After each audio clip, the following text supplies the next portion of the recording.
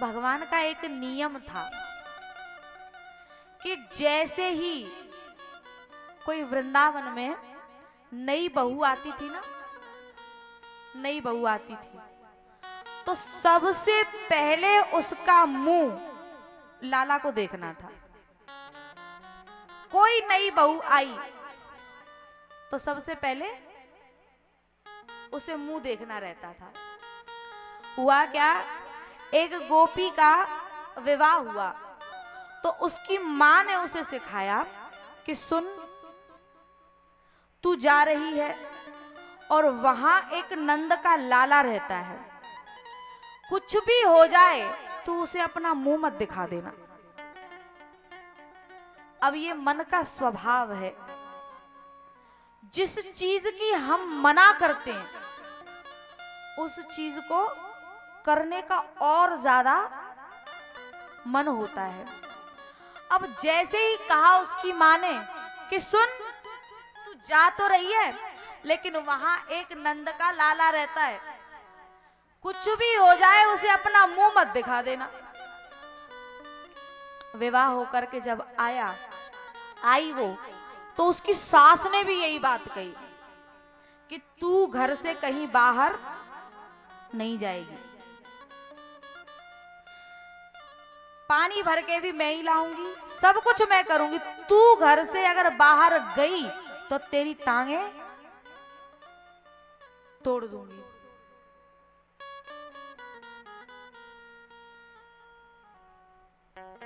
उसने पूछा कि मैया आप ऐसा क्यों कर रही हो? बोले यहां इस नगर में एक नंद का लाला रहता है और जितनी भी नई बहू आती है सबसे पहले वो ही उनको देखना चाहता है। तो उसने कहा मैया तो अगर वो देख लेगा तो क्या हो जाएगा? बोले पागल, जब वो किसी को एक बार देख लेता है या उसे कोई एक बार देख लेता है तो वो दुनिया के लायक नहीं रह जाता।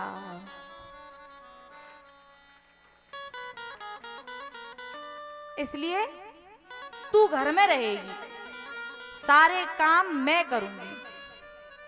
बोले ठीक है मैया। अब एक दिन उसकी सास पानी भरने जा रही थी। हुआ क्या, भगवान ने सोचा कि ये ज्यादा बन रही है चतुर, इसकी वजह से मैं देख नहीं पा रहा, अब आज इसी को देखता हूं अच्छी तरीके से। और जैसे ही वो पानी भर के लेकर के आ रही थी, भगवान ने ऐसी निगाह करी कि वो सीढ़ियों पे चढ़ते ही ऐसी गिरी कि उसकी कमर टूट गई। अब घर में बैठी है, ऐसे पानी भर के लेके आ रही थी। तो ये भी सास ही है किसी की।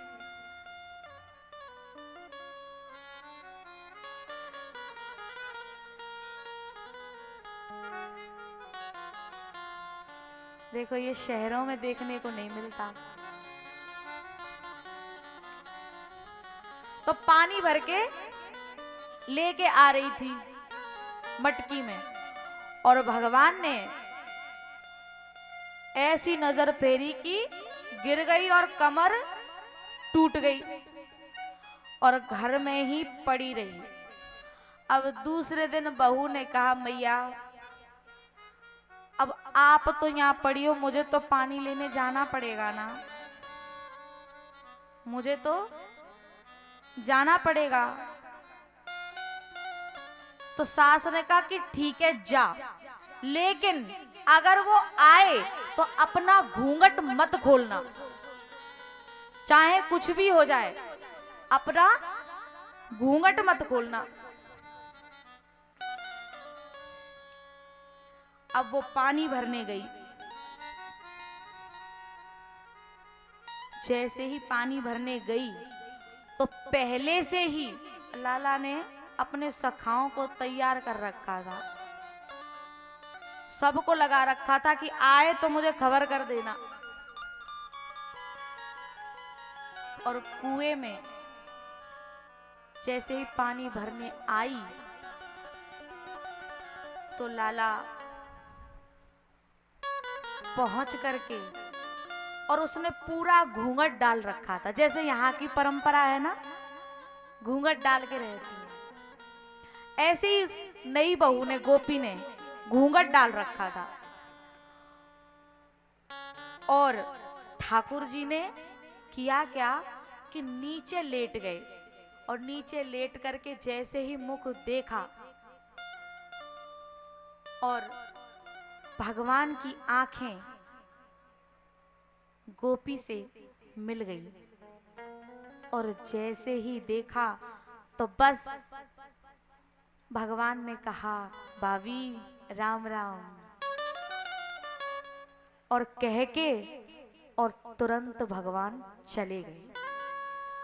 अब तो वो गोपी पागल हो गई, बस वही राम राम राम राम की रट लगाए, इंतजार करती कि अब दोबारा कब आएगा, दोबारा कब आएगा।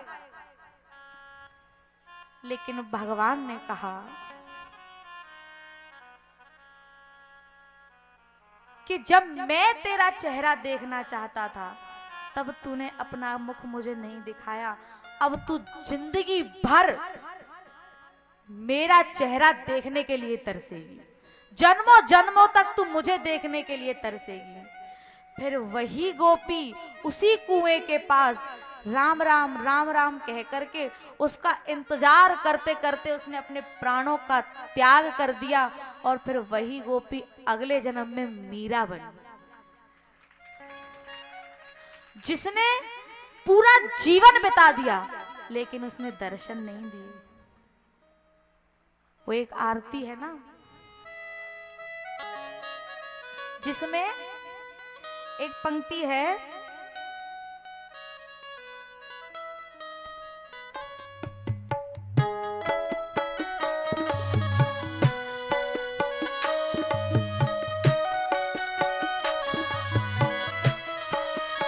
अब करती क्या है वो गोपी,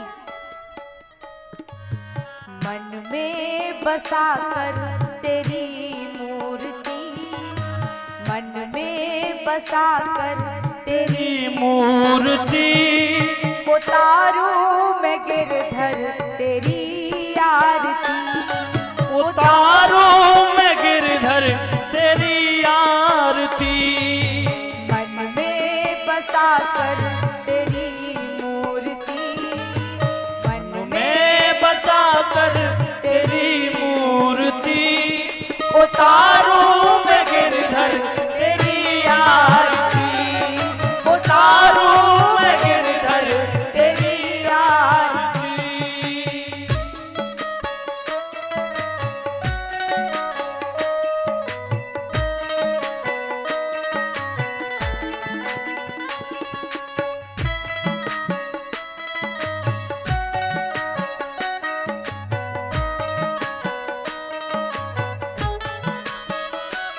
अब आवाज लगाती है और कहती है, करुणा करो कष्ट हरो ज्ञान दो भगवन, भव में फंसी नाव मेरी तार दो भगवन, करुणा करो कष्ट हरो ज्ञान दो भगवन, भव में फंसी नाव मेरी तार दो भगवन, करुणा करो कष्ट हरो ज्ञान दो भगवन, भव में फंसी नाव मेरी तार दो भगवन, करुणा करो कष्ट हरो ज्ञान दो भगवन, भव में फंसी नाव मेरी तार दो भगवन, दर्द की दवा तुम्हारे पास है, दर्द की दवा तुम्हारे पास है, हाँ, दर्द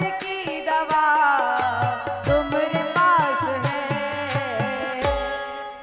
जिंदगी दया की है भीख मांगती, जिंदगी दया की है भीख मांगती, उतारूं मैं गिरधर तेरी आरती, उतारूं मैं गिरधर तेरी आरती,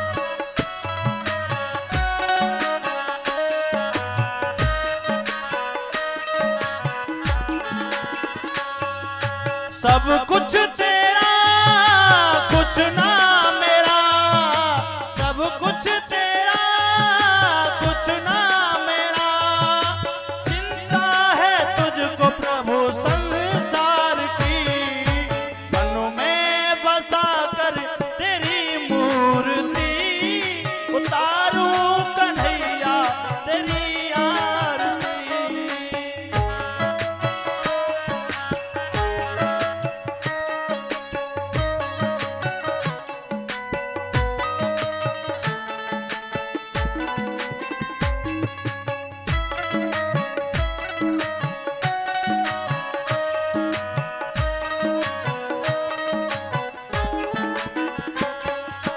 वेद तेरी महिमा गाएं संत करें ध्यान, नारद गुणगान करें छेड़े वीणा तान।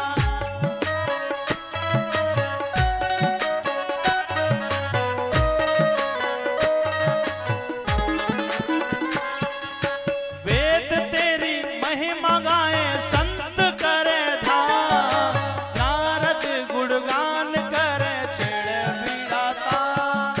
भक्त तेरे द्वार करते पुकार,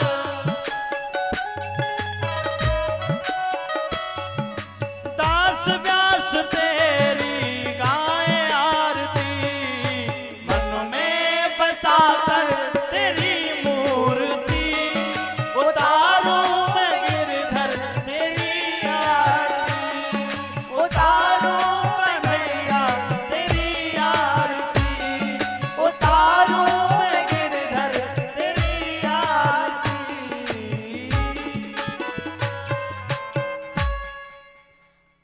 मीरा कहती है, करुणा करो कष्ट हरो ज्ञान दो भगवन,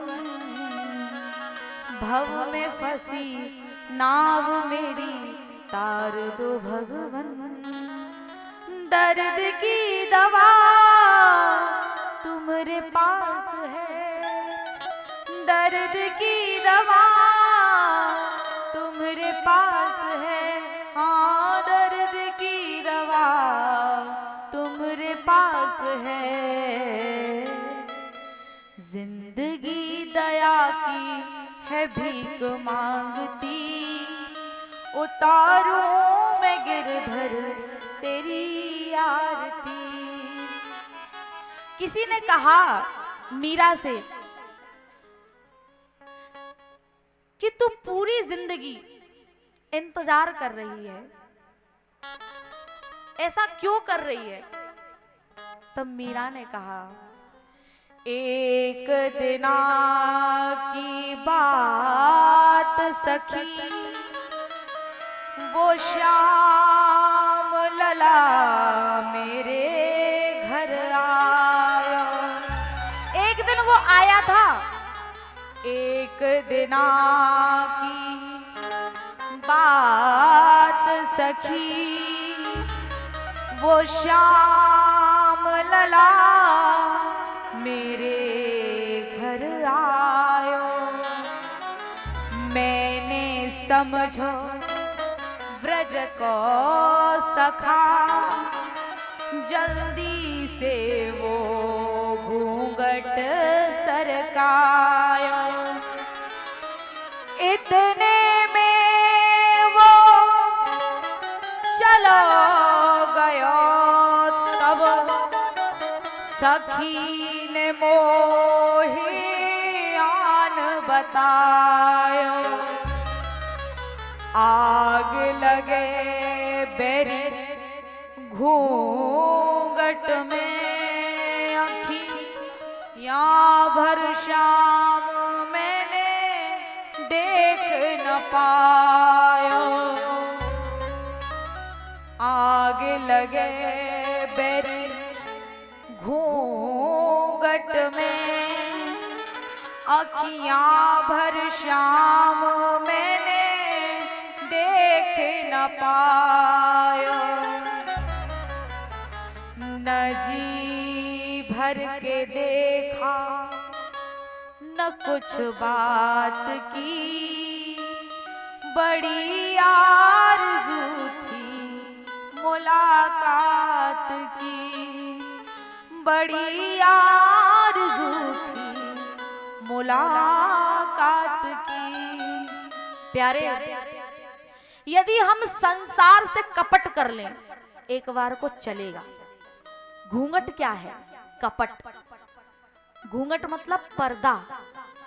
संसार से पर्दा कर लें तो चल जाएगा, लेकिन उस परमात्मा से और महात्मा से यदि हम पर्दा कर लेंगे तो जिंदगी नरक बन जाएगी। प्यारे,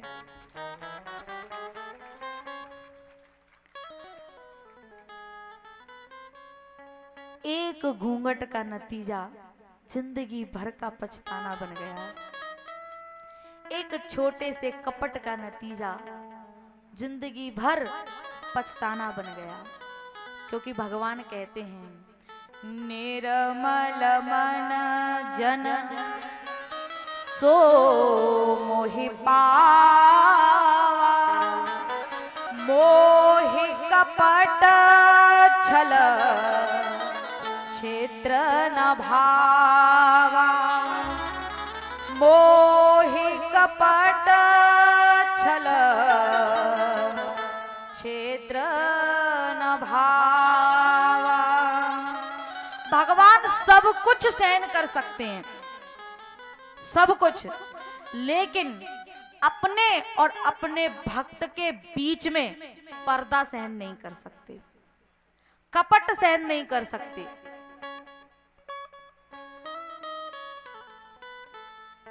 जब हनुमान जी लंका में गए थे ना, लंका में, तो अशोक वाटिका में जितने भी पेड़ थे, वृक्ष थे, उन सबको उखाड़ उखाड़ के फेंकने लगे। सीता मैया से कहा कि मुझे भूख लगी है।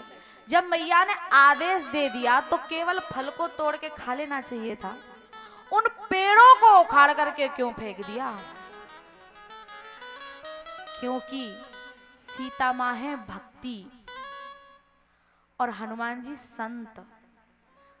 संत अथवा भगवंत, भक्त अथवा भक्ति, इन दोनों के बीच में ये वृक्ष यानी ये संसार यानी ये कपट आ रहा था, उसको उखाड़ उखाड़ के फेंक दिया। क्योंकि परमात्मा अपने भक्तों के और अपने बीच में कपट सहन नहीं कर सकता, पर्दा सहन नहीं कर सकता। इसलिए तो भगवान ने कहा निर्मल मन जन सो मोहि पावा, मोहि कपट छल क्षेत्र न भावा। भगवान अपने और अपने भक्तों के बीच में पर्दा सहन नहीं कर सकते।